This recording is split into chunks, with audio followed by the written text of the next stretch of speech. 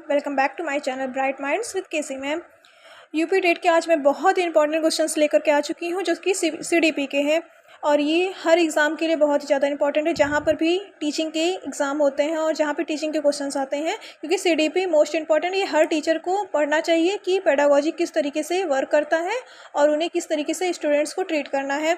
सो बिना time waste किए मैं आपको इस जो क्वेश्चंस मैं लेकर के आई हूँ उसके हर एक ऑप्शंस को बहुत अच्छे से एक्सप्लेन करूँगी। तो आप ये माइंड में मत रखिए कि क्वेश्चंस बहुत कम है, क्योंकि हर एक ऑप्शन बहुत इंपॉर्टेंट है। आपके अगर एक ऑप्शन आप समझ लिए तो आप 2 से 3 क्वेश्चन अपने आप ईजिली कर सकते हैं।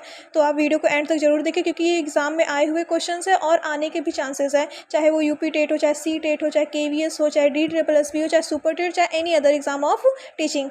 तो आप इस क्वेश्चंस को ज़रूर देखिए और मेरी मानिए तो आप अगर ये क्वेश्चंस देख रहे हैं आप 10 से 15 क्वेश्चन ईजिली कर लेंगे, क्योंकि मैं बहुत ही अच्छे से इसका एक्सप्लेनेशन आपको दूंगी। और अगर आपको किसी भी टाइप का कोई भी डाउट हो तो आप कमेंट बॉक्स में मैसेज करिए, मुझे कमेंट करिए और मैं आपके डाउट को क्लियर करने का पूरी तरीके से ट्राई करूँगी।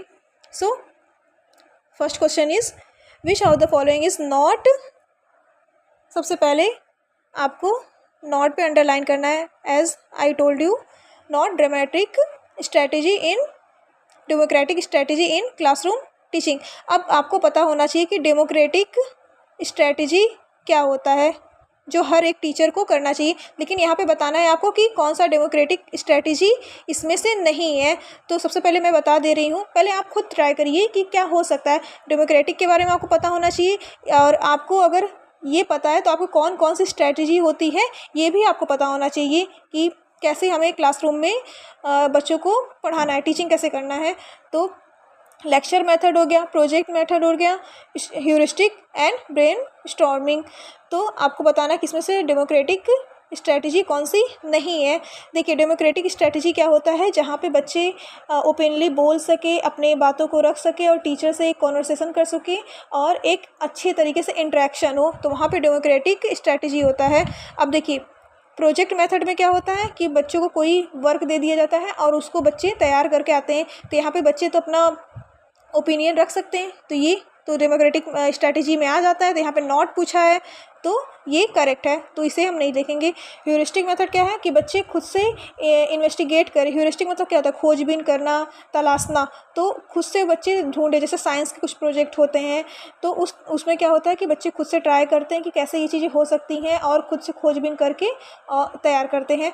ब्रेन स्टॉर्मिंग क्या होता है, मैथ्स में जैसे दिया जाता है कि ऐसे क्वेश्चन जो बच्चे के दिमाग पर जोर डाले और वो खुद से उस तरीके को सॉल्व करने की कोशिश करे।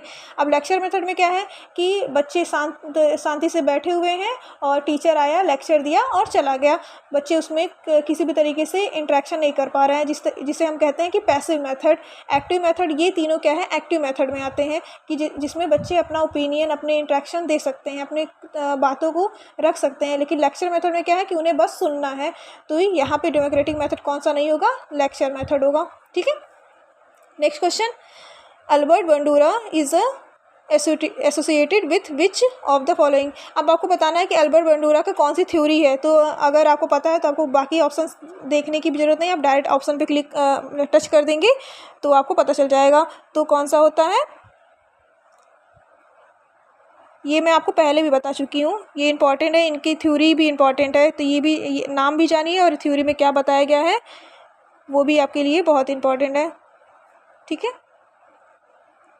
अगर आप पुराने मेरे वीडियोस देखेंगे तो ये सब क्वेश्चन आपको बहुत इजी लगेंगे।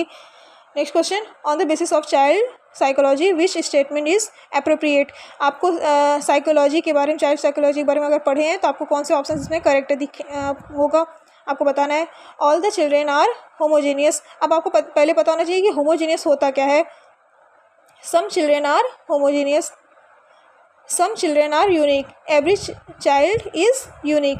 अब इसे बताना है होमोजीनियस मतलब क्या होता है, समान, कि सभी बच्चे एक समान है। क्या ये करेक्ट है?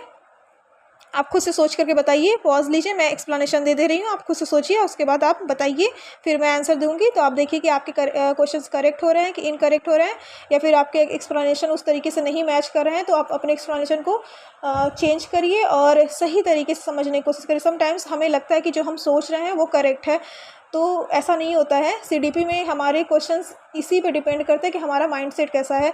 तो CDP के क्वेश्चन हमारे 100% करेक्ट हो जाते हैं। अगर 30 में से 30 मार्क्स भी आए हुए हैं, बहुत सारे ऐसे बच्चे हैं जिसके 30 आउट ऑफ 30 आए हुए हैं, लेकिन वो इसलिए आए हैं कि CDP के अकॉर्डिंग वो थिंक करते। कभी कभी हम अपने अकॉर्डिंग थिंक करने लगते हैं कि हम ऐसा करेंगे, लेकिन ऐसा नहीं है कि जो ऑलरेडी हमारे साइकोलॉजी में बताया गया हमको उसके अकॉर्डिंग करना है। क्योंकि हम अपने अकॉर्डिंग करने लगते हैं तो हमारे माइंडसेट साइकोलॉजी से मैच नहीं होता है और हमारे क्वेश्चन इनकरेक्ट हो जाते हैं। तो इस वजह से हमें ध्यान देना, हमें बुक्स रीड करनी है, यूट्यूब वीडियोस बहुत ज़्यादा नहीं देखना। और ख़ास करके जो मैराथन क्लासेस होते हैं उसको आपको देखकर अपने टाइम वेस्ट नहीं करने हैं। तो आप खुद से क्वेश्चंस को सॉल्व करिए, बुक्स पढ़िए, और एक्सप्लेनेशन में कोई भी प्रॉब्लम हो तो आप मेरे वीडियोस देखिए, और ऐसे वीडियोस देखिए जो आपके टाइम वेस्ट ना करें और कम टाइम में आपको अच्छे क्वेश्चंस मिल जाएं, और जिससे आप कई सारे क्वेश्चन को सॉल्व कर सकें। जैसे कि मैं बताती हूँ, तो यहाँ बताया गया है कि सारे बच्चे एक समान होते हैं, होमोजेनियस होते हैं। कैसा है आप सोचिए, कुछ बच्चे होमोजीनियस होते हैं, कुछ बच्चे यूनिक होते हैं। क्या कुछ ही बच्चे बस यूनिक होते हैं? Every child is unique. यहाँ पे साइकोलॉजी में हमारे क्या बताया गया है कि हर एक बच्चा इंपॉर्टेंट है, हर एक बच्चा यूनिक है। तो हमारा ऑप्शन नंबर डी करेक्ट हो जाएगा। और अगर एक बात और बताना है, अगर आपको किसी भी टाइप में लैंग्वेज में इश्यूज़ हो रहा है, लैंग्वेज बैरियर आ रहा है, तो आप कमेंट करिए। मैं हिंदी का इसका लेकर के आऊँगी क्वेश्चन। जैसे हिंदी लैंग्वेज में आपको ईजी लग रहा है तो मैं हिंदी में आपको बताऊँगी। अगर आपके लिए इंग्लिश लैंग्वेज ईजी लग रहा है तो आपके लिए मैं इंग्लिश में क्वेश्चन लेकर आऊँगी। लेकिन अगर मेरी बात मानिए तो इंग्लिश लैंग्वेज ज़्यादा ईजी है, क्योंकि आप इसमें एक ही वर्ड को पढ़ेंगे और आपको अंडरस्टैंडिंग आपकी बन जाएगी। और हिंदी में क्या है कि बहुत सारे आपको वर्ड्स उसके जानने होंगे, और समटाइम्स ऐसा होता है कि वर्ड्स ऐसे होते हैं कि हम उसको ट्विस्ट करके बता दिया जाता है और हम समझ ही नहीं पाते कि इसका मीनिंग यही होगा कि कुछ और हो सकता है। इससे बेटर है कि आप एक ही इंग्लिश का वर्ड जानिए और अच्छे तरीके से क्वेश्चन को सॉल्व कर लीजिए। सो अगर आपको किसी भी टाइप का कोई भी प्रॉब्लम हो तो आप कमेंट बॉक्स में करिए, मैं यहाँ हूँ आपकी हेल्प करने के लिए। So thank you so much for watching the video. Don't forget like and subscribe my video. Bright Minds with KC ma'am.